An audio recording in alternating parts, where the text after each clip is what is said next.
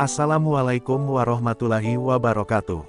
Wanita muda ini terpaksa menikah muda dengan majikannya, seorang pengusaha kaya raya di Arab, demi menghindari dosa atas perbuatan yang dilakukan majikannya. Semua ini berawal ketika Ratna berdiri di balik tirai tipis kamar mewah yang tak pernah ia bayangkan sebelumnya akan menjadi tempat malam pertamanya.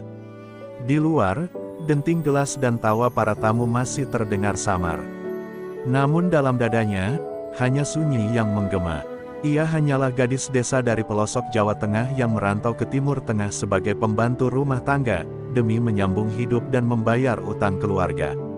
Namun takdir berkata lain, ketika utang keluarganya menumpuk karena adiknya kecelakaan, satu-satunya cara untuk bertahan hidup adalah menyerahkan dirinya dalam pernikahan kontrak dengan Tuan Khalid, majikan Arab yang telah mempekerjakannya selama 2 tahun terakhir.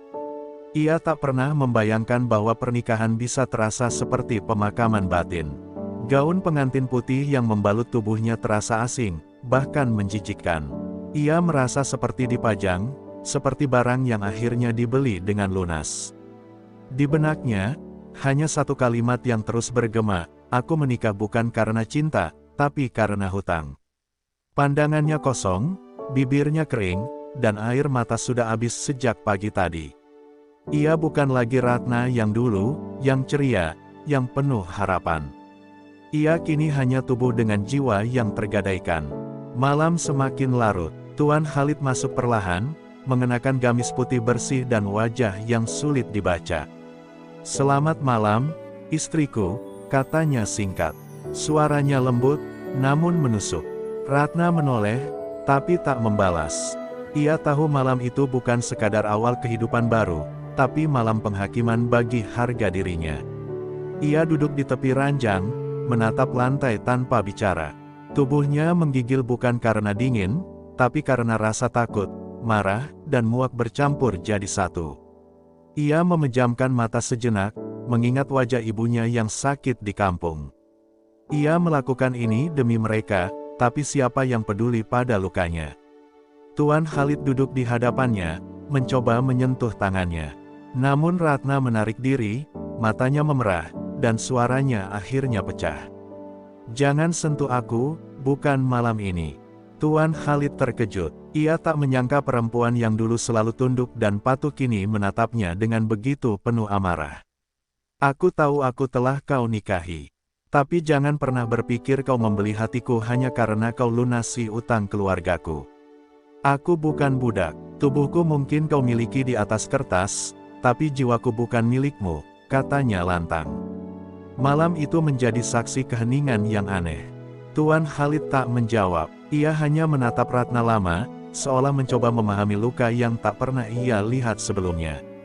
Ratna beranjak ke sudut kamar, membalut tubuhnya dengan selimut tebal, membelakangi pria itu. Dalam diam, ia menangis. Tapi kali ini bukan tangis kelemahan, ini adalah tangis dari seorang perempuan yang berani berdiri atas luka-lukanya. Malam pertama bukan menjadi malam penuh gairah, tapi malam penuh luka dan perhitungan atas harga diri yang nyaris terenggut.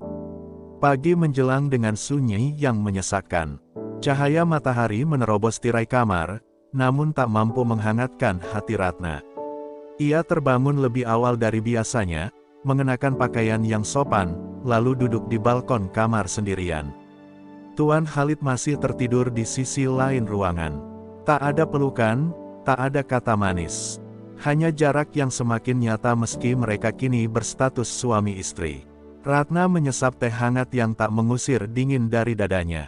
Yang terus berputar dalam kepalanya hanyalah, bagaimana ia bisa bertahan dalam pernikahan ini. Hari-hari berikutnya berjalan dalam hening. Ratna kembali mengurus rumah seperti dulu, tapi kini dengan beban lebih berat. Para pelayan rumah memanggilnya "Madam", namun dalam dirinya ia merasa tetap seperti pembantu. Tiap kali ia bersitatap dengan Tuan Khalid, ada perasaan gamang yang tak bisa dijelaskan, antara muak, takut, dan kasihan. Tuan Khalid sendiri tampak berubah. Ia tak pernah memaksa, tak pernah menyentuhnya tanpa izin.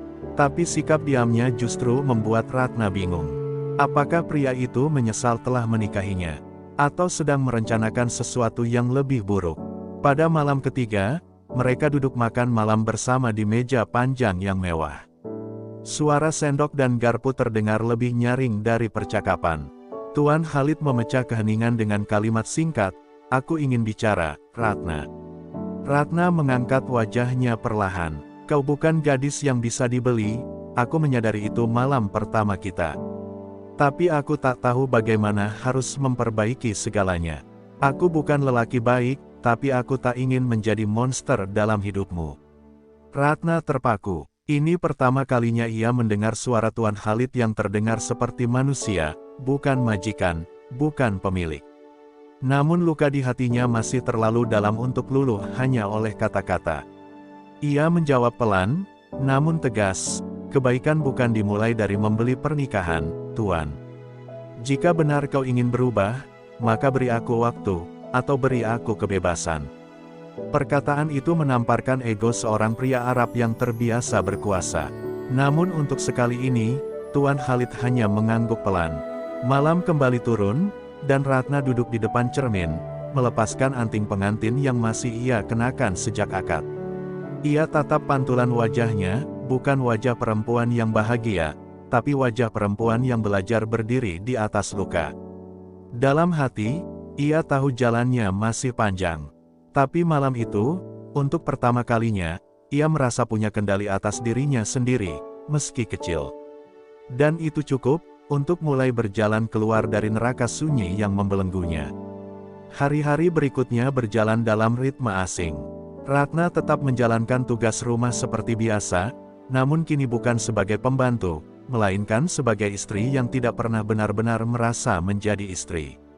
Ia kerap berdiri diam di balkon saat malam turun, menatap bintang yang tak ia kenal namanya. Satu hal yang terus mengusik pikirannya, kenapa Tuan Khalid berubah. Ia tidak menyentuh Ratna, tidak memaksa, bahkan mulai bersikap lembut. Tapi justru kelembutan itu membuat Ratna semakin gelisah. Ia takut terjebak dalam jebakan halus yang dibungkus kata-kata manis. Ia pernah merasakan dinginnya dunia, dan tak ingin dibohongi oleh kehangatan palsu. Suatu malam, tanpa diduga, Tuan Khalid mendatangi Ratna di ruang bacanya. Ia membawa secangkir teh dan meletakkannya di meja kecil. "Bolehkah aku duduk?" tanyanya. Ratna mengangguk kaku.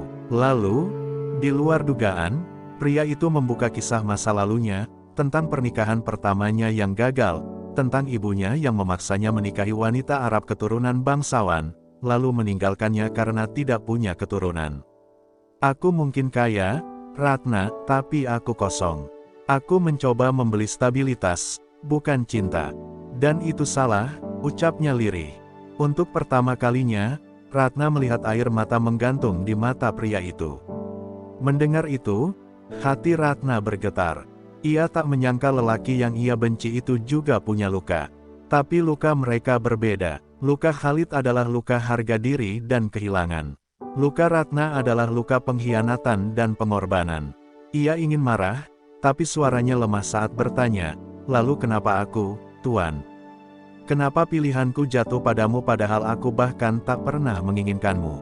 Tuan Khalid menunduk. "Karena saat kau menangis di dapur malam itu, saat ayahmu jatuh sakit dan kau menahan tangis agar tidak mengganggu pekerjaanku, aku melihat perempuan paling kuat yang pernah kutemui.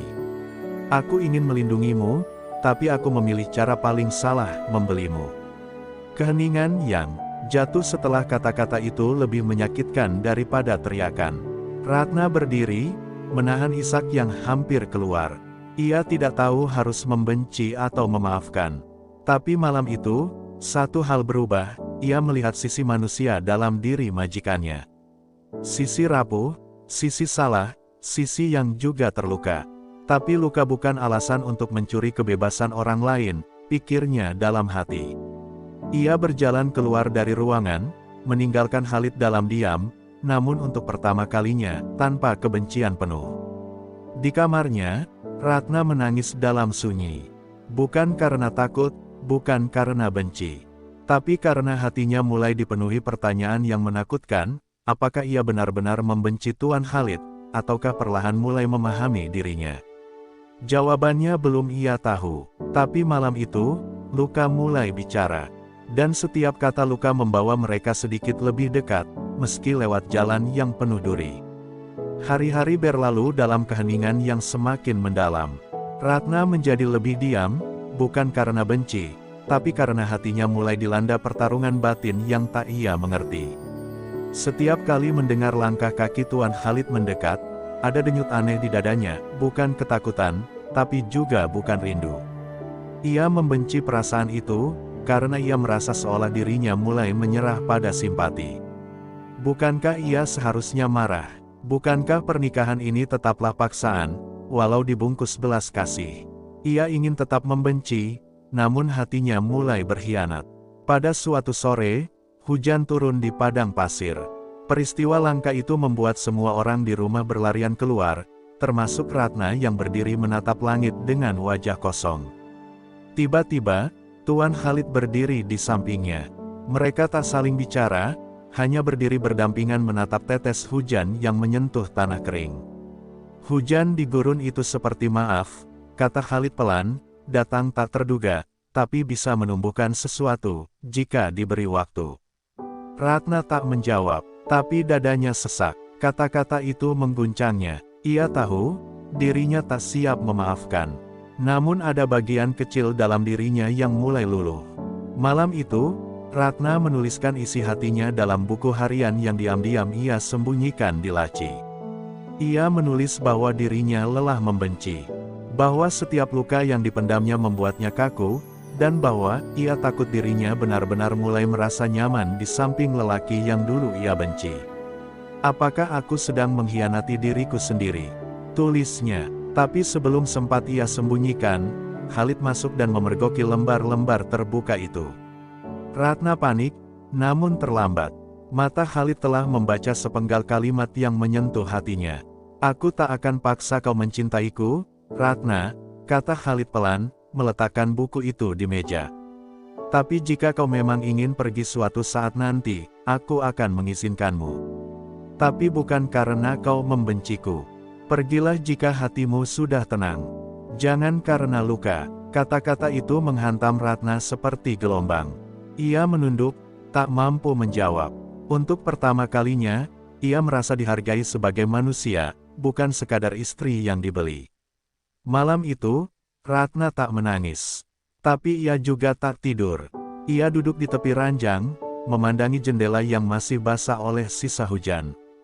Di luar, langit mulai bersih. Di dalam, hatinya masih kelam, tapi bukan lagi hitam legam. Mungkin, hanya mungkin, sebuah cahaya kecil sedang tumbuh, perlahan, di sela reruntuhan hatinya. Tapi apakah itu cinta, atau hanya rasa iba yang dibungkus simpati? Hari per hari, Ratna dan Tuan Khalid hidup dalam keheningan yang perlahan berubah jadi kenyamanan. Tak ada lagi paksaan, tak ada lagi pengawasan. Tuan Khalid bahkan membiarkan Ratna pergi ke kota, belajar bahasa Arab, dan mengelola kegiatan sosial kecil untuk para pembantu migran. Namun semakin ia diberi kebebasan, Ratna justru merasa terikat. Ia bingung, dulu ia berdoa agar bisa bebas dari lelaki itu. Tapi kini setiap langkah menjauhi Khalid terasa seperti mengkhianati dirinya sendiri. Hati dan logika mulai berseteru di dalam tubuhnya yang rapuh. Suatu malam, Ratna memutuskan bicara. Ia memanggil Khalid ke taman belakang rumah, di bawah pohon kurma yang mereka tanam bersama saat awal menikah. Aku akan pulang ke Indonesia minggu depan, ucapnya pelan. Khalid diam, namun matanya menyiratkan luka yang dalam. Aku tahu, jawabnya lirih. Dan aku tak akan menahanmu, Ratna. Aku hanya berharap kau pergi bukan karena ingin melarikan diri, tapi karena kau ingin menemukan dirimu sendiri. Ratna menggigit bibirnya, hatinya bergetar, tapi ia tetap berdiri tegak. Ia tahu, ini keputusan yang harus ia ambil, meski perasaannya tak utuh. 3 hari sebelum keberangkatannya, Khalid memberinya surat. Bukan surat cinta, melainkan surat pembebasan. Di dalamnya tertulis, dengan ini aku membebaskan Ratna binti Harun dari segala ikatan pernikahan yang berlandaskan keterpaksaan. Jika kau suatu hari ingin kembali, kembalilah bukan sebagai istri yang dibeli, tapi sebagai perempuan yang memilih. Ratna membaca surat itu sambil menangis. Air matanya jatuh bukan karena kesedihan, melainkan karena rasa terharu yang tak bisa dijelaskan. Ia tak menyangka, lelaki yang dulu begitu dingin, kini menyerahkan segalanya demi kehormatan seorang perempuan. Hari keberangkatan tiba. Di bandara, Ratna berdiri di depan gerbang keberangkatan dengan koper kecil di tangan dan hati yang berat. Khalid berdiri beberapa meter di belakangnya, tak berkata apa-apa. Tapi saat Ratna menoleh untuk terakhir kalinya, ia melihat mata Khalid berkaca-kaca. Tanpa sepatah kata, ia berlari kembali, memeluk lelaki itu erat. "Aku pulang, tapi bukan untuk melarikan diri. Aku hanya ingin tahu, jika suatu hari aku kembali, kau masih menjadi pria yang melepasku tanpa syarat." Khalid memeluknya dengan tenang. "Aku akan menunggu. Tapi jangan kembali karena aku, kembalilah karena kamu memang ingin." Dan hari itu, Ratna terbang kembali ke Indonesia. Bukan sebagai perempuan yang kalah oleh keadaan, tapi sebagai perempuan yang menang atas lukanya. Ia tak tahu apakah suatu hari akan kembali pada Khalid. Tapi yang ia tahu, kini ia adalah Ratna yang merdeka. Dan dari semua malam yang ia lewati, malam pertama itu tetap menjadi malam paling menyakitkan, dan malam yang mengubah segalanya. 3 bulan sejak kepulangannya ke Indonesia, Ratna menjalani hidup yang sederhana namun jauh lebih berarti. Ia tinggal bersama ibunya yang kini sudah membaik kondisinya, mengurus ladang kecil peninggalan ayahnya, dan mulai aktif di komunitas pemberdayaan perempuan. Namun malam-malamnya masih sering diisi dengan renungan panjang. Meski ia jauh dari Khalid, bayangannya kerap datang, bukan sebagai luka, melainkan sebagai pelajaran. Ratna belum bisa menyebut perasaannya cinta, tapi ia tahu, lelaki itu telah menggores sesuatu yang tak mudah dilupakan. Suatu hari, saat sedang mengajar anak-anak perempuan desa tentang hak-hak mereka sebagai pekerja migran, Ratna dihampiri seorang kurir. Sebuah bingkisan kecil dan surat berstempel dari luar negeri diserahkan kepadanya. Tangannya gemetar saat membuka. Di dalamnya ada sebuah kalung kecil dengan liontin berbentuk pohon kurma, pohon yang mereka tanam bersama di malam terakhir mereka bicara. Dan sepucuk surat pendek, bertuliskan, "Kau mungkin telah menemukan dirimu. Tapi aku belum berhenti menanam harapan, meski dalam diam." Hanya satu kalimat, tapi cukup untuk membuat Ratna terdiam lama sambil memeluk kalung itu ke dadanya. Hari-hari setelah itu, hati Ratna seperti tanah setelah hujan. Masih ada luka, tapi juga mulai tumbuh keyakinan bahwa mungkin cinta tak harus tumbuh dalam pelukan, tapi dalam keikhlasan. Ia tak membalas surat itu, tidak karena benci, tapi karena ia masih ingin. Berjalan dengan langkahnya sendiri, ia ingin tahu apakah hatinya benar-benar ingin kembali, atau hanya terikat pada kenangan. Dan untuk itu, ia butuh waktu. Beberapa tetangga mulai bertanya, apakah Ratna akan menikah lagi? Tapi ia hanya tersenyum. "Belum saatnya," jawabnya setiap kali.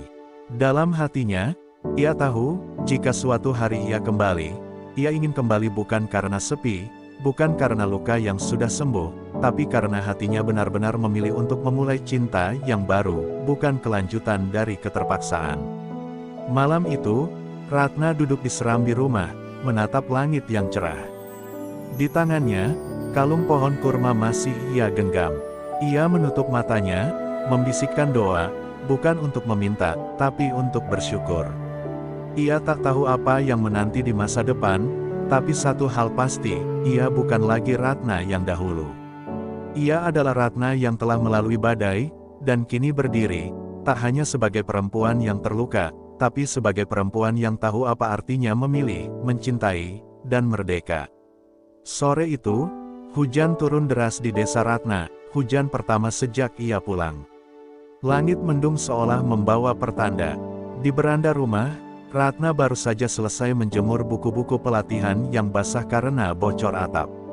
Saat ia hendak masuk, terdengar suara klakson mobil dari kejauhan.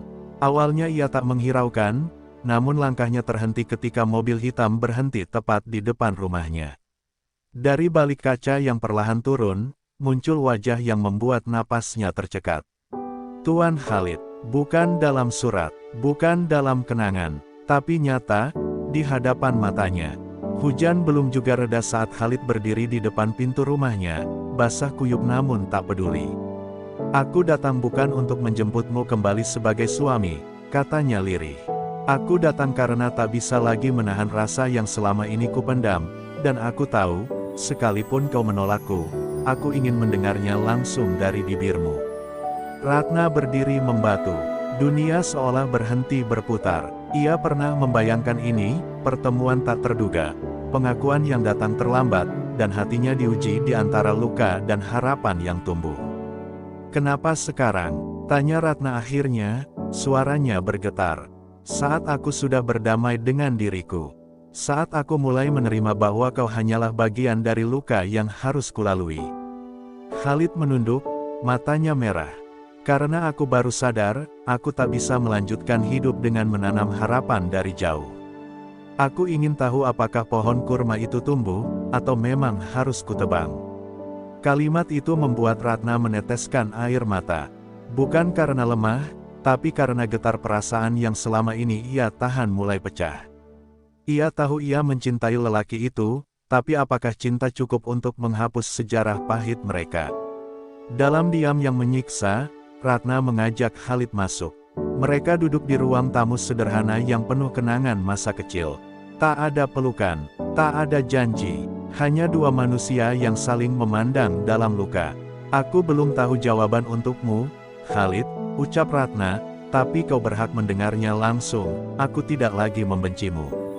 Tapi aku juga belum tahu apakah aku bisa mencintaimu sepenuhnya. Yang pasti, aku tidak ingin kembali pada masa lalu. Jika kau masih ingin berjalan bersamaku, maka kita harus mulai dari awal." Sebagai dua orang asing yang belajar mencintai tanpa luka, Khalid tersenyum samar. "Maka izinkan aku tinggal di desa ini, bukan sebagai suamimu, tapi sebagai lelaki yang ingin belajar mengenalmu, bukan sebagai majikan, bukan sebagai penyelamat. Hanya sebagai pria biasa." Dan untuk pertama kalinya, Ratna mengangguk, bukan karena terpaksa, tapi karena hatinya membuka ruang kecil untuk kemungkinan baru. Hujan di luar belum juga berhenti, tapi di dalam rumah itu, dua hati yang pernah hancur mulai menyusun kembali potongan-potongan mereka, pelan, namun pasti. Hari-hari berikutnya, kehadiran Khalid di desa menjadi buah bibir. Pria Arab berkulit terang itu memilih tinggal di rumah sewa kecil tak jauh dari rumah Ratna. Ia tidak membawa kemewahan, tidak pula kekuasaan. Ia datang sebagai orang asing yang ingin mengenal dunia Ratna, menyatu dengan tanah, sawah, dan sederhana. Warga desa memandangnya dengan heran, namun perlahan, mereka melihat sisi yang berbeda, seorang pria pendiam, namun sopan, yang ikut menimba air, menanam bibit, dan sesekali membantu di posyandu. Ratna hanya mengamati dari kejauhan. Ia belum siap melangkah, tapi hatinya sudah tak lagi ingin mundur. Khalid menoleh, sedikit terkejut, lalu tersenyum pelan. "Doa, dan satu harapan," jawabnya. "Doa agar aku tetap kuat menjaga batas. Dan harapan bahwa suatu hari, kau akan duduk di sampingku, bukan karena masa lalu, tapi karena masa depan." Ratna terdiam. Di dadanya, seperti ada sesuatu yang akhirnya pecah, bukan luka, tapi tembok yang perlahan runtuh oleh ketulusan. Malam itu, Ratna berdiri di depan cermin rumahnya, mengenakan selendang sederhana dan aroma kayu manis dari dapur masih tercium samar. Ia teringat malam pertama dulu, malam penuh ketakutan dan amarah. Tapi kini, ia tak lagi perempuan yang sama. Ia bukan lagi gadis desa yang dikorbankan oleh utang, bukan istri yang tubuhnya dibeli. Ia adalah Ratna yang telah melewati badai dan berdiri dengan kepala tegak. Untuk pertama kalinya, ia menatap bayangannya sendiri dengan tenang, karena malam ini, ia memutuskan untuk duduk di samping Khalid, bukan karena terpaksa, tapi karena ingin mencoba mencinta dengan sadar. Di bawah cahaya rembulan dan suara jangkrik desa, Ratna melangkah ke arah pohon jambu, tempat Khalid duduk seperti biasa. Ia duduk di sampingnya tanpa berkata apa-apa. Hanya keheningan, hanya kehadiran. Tapi bagi mereka, itu sudah lebih dari cukup. Dan malam itu, bukan lagi malam perhitungan. Bukan malam luka, tapi malam yang sederhana, hangat, dan penuh harapan. Cinta tak tumbuh dari awal yang indah, tapi dari keberanian untuk menyembuhkan luka bersama. Beberapa bulan setelah malam itu, Ratna dan Khalid tidak langsung menikah ulang. Mereka memilih berjalan beriringan sebagai dua insan yang saling belajar mengenal, tanpa terburu-buru. Desa menjadi saksi perjalanan mereka, bukan lagi sebagai majikan dan pembantu, bukan sebagai suami istri dalam keterpaksaan, tetapi sebagai dua manusia yang merenda kembali benang-benang yang pernah putus. Setiap hari mereka membangun kepercayaan, bukan dengan janji-janji, melainkan dengan tindakan kecil, mendengarkan, menunggu, dan menghargai. Hingga suatu hari, di bawah pohon kurma yang dulu mereka tanam, Ratna memetik daun yang mulai menguning. Ia menoleh pada Khalid dan berkata, pohon ini tumbuh bukan karena akar yang kuat, tapi karena hujan dan kesabaran. Khalid menatapnya dengan mata yang berkaca. Lalu dengan suara bergetar, ia bertanya, maukah kau mulai dari awal denganku? Kali ini bukan karena terpaksa, tapi karena kau memilih. Ratna mengangguk pelan, air mata menetes di pipinya. Aku memilih, bukan untuk melupakan luka, tapi untuk menumbuhkan cinta di atas tanah yang dulu hancur. Pernikahan kedua mereka digelar sangat sederhana. Tak ada gaun mewah, tak ada pesta besar. Hanya doa dari warga desa, dan senyum hangat dari anak-anak yang dulu diajar Ratna. Di pelaminan bambu, mereka berdiri sebagai dua jiwa yang telah ditempa oleh waktu, luka, dan pengampunan. Tidak ada cinta yang sempurna, tapi cinta yang tumbuh dari luka, selalu tahu cara bertahan. Ratna kini menjadi inspirasi bagi perempuan-perempuan lain di desanya. Ia mengajarkan bahwa harga diri tak bisa dibeli, bahwa cinta yang sehat tidak pernah lahir dari paksaan, dan bahwa perempuan berhak memilih jalannya sendiri. Sementara Khalid, lelaki asing yang dulu datang dengan kuasa, kini menjadi bagian dari tanah yang ia cintai, berubah menjadi lelaki yang mencintai dengan cara baru, bukan dengan kepemilikan, tapi dengan penghormatan. Dan ketika malam kembali datang, saat langit penuh bintang dan semilir angin menyapa lembut, Ratna dan Khalid duduk berdampingan di beranda rumah mereka. Tak banyak kata, hanya genggaman tangan yang erat. Karena cinta, pada akhirnya, bukan tentang bagaimana ia dimulai, tapi bagaimana ia dipertahankan setelah luka. Terima kasih telah mengikuti kisah menyentuh ini sampai akhir. Cerita Ratna dan Khalid adalah gambaran bahwa cinta sejati tidak selalu datang dari awal yang indah, kadang, ia tumbuh dari luka, dari keberanian, dan dari ketulusan untuk memperbaiki. Semoga kisah ini menjadi pengingat bagi kita semua bahwa perempuan memiliki hak untuk memilih, berhak dicintai dengan hormat, dan pantas mendapatkan kebahagiaan yang utuh.